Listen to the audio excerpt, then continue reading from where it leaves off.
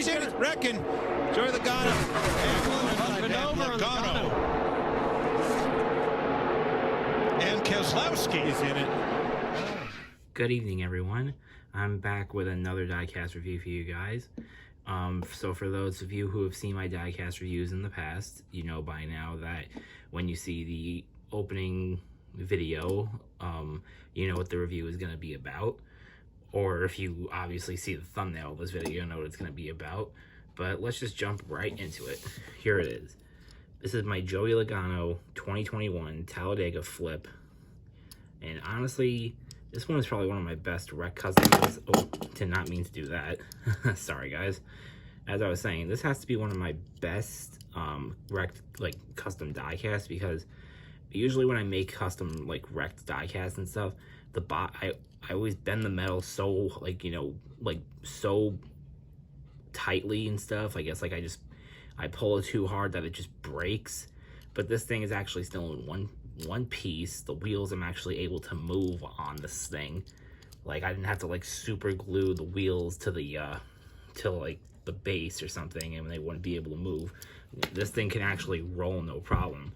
So it's almost like it's almost like Dale Earnhardt. You like if Logano didn't blow over and he just rolled over, he could probably just drive like Dale Earnhardt did in '97 at Daytona. But I mean, that wasn't the case, because if you see in the crash from last year, the car pretty much got turned by Denny Hamlin coming to the end of the stage. Car picked up like this, just normal blowover, pretty much pancaked hard on the roof.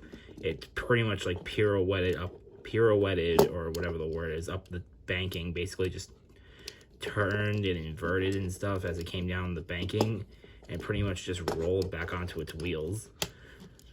This car, for a blowover, has some pretty significant damage. I mean, for a blowover, usually the roof gets, you know, pancaked in, or when a car does blow over, it usually just like picks up like this, hits the ground, and just starts tumbling. But Logano just did one flip and just started sliding before rolling over.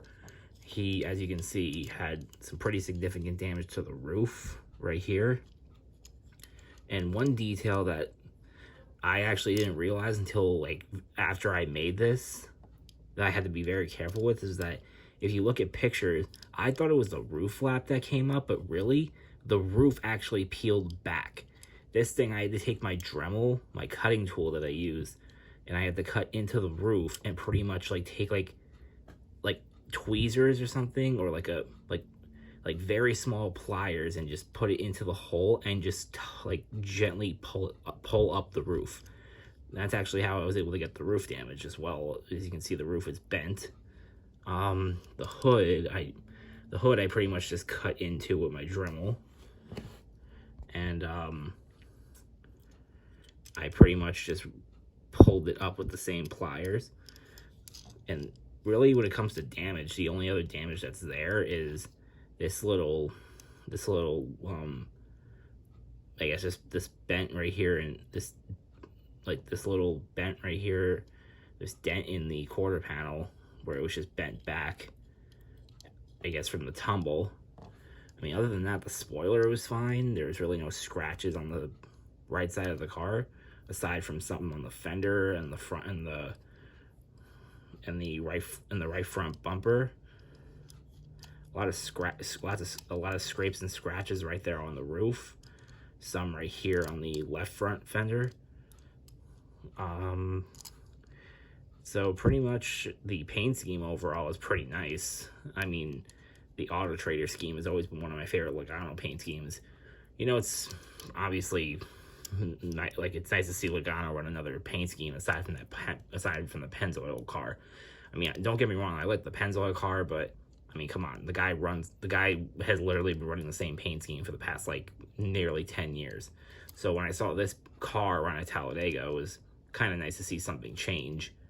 I mean, Logano has had other sponsors over the years, different paint schemes, but I mean, this didn't have like the, what do you call them, like the Penske tridents or the fins that go across the door on most of his paint schemes, especially when he drives the Pennzoil car.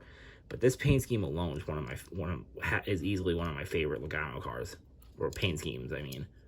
And yes, I know most of you are going to say that this is a rare diecast.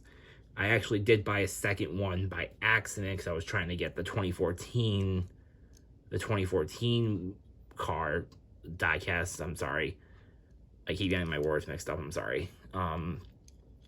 Pretty much trying to get the 2014 car, but I got it on eBay, and whoever the seller was must have accidentally labeled it as 2014 with a picture of the 2014 car, but it was actually this right here. So I ended up getting two.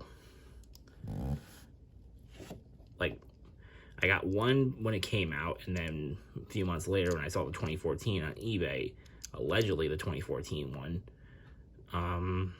Yeah, so I pretty much just ended up buying it thinking it was 2014, but I got a second one of these, so I was like, hey, let me try and make the Talladega car. And yeah, that's pretty much it about this car. So I guess that wraps it up with this one. So I'm going to wrap this video up now. If you guys like this video, remember to like, comment, subscribe to my channel. If you have any, requests for future videos that you'd like to see, comment it below. For those of you who have been waiting for my part 5 on the Richard Petty series, I'm nearing completion on that. Should have it done by the end of next week, if not maybe in 2 weeks. Just my work schedule hasn't been really working out with me. But anyway, guys, remember to like, comment, subscribe to my channel. I appreciate all the support you guys have given me. And yeah, so until next time, catch you guys later.